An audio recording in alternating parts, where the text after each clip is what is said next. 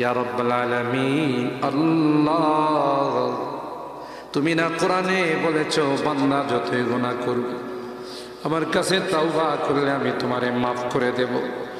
মনে বড় আশা নিয়ে আল্লাহ তোমার শাহী দরবারে ভিক্ষুকের মতো হাত বাড়াইলাম।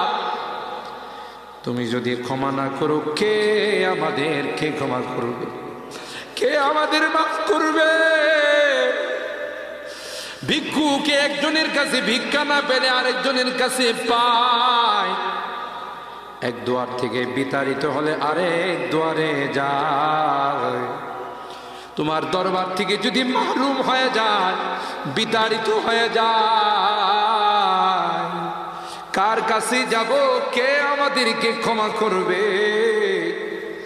মালিক রে, কাঙ্গালের মতো হাত বাড়াইলাম, তাওবা করতেছি, আর জীবনে কোনোদিন নামাজ ছাড়ব না, আর জীবনে কোনো গুনাহ করব না,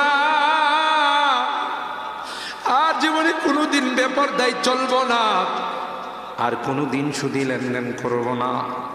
কিয়ামতের কঠিন ময়দানে আমাদেরকে তুমি গুনাহগার বলে ডাক দিও না।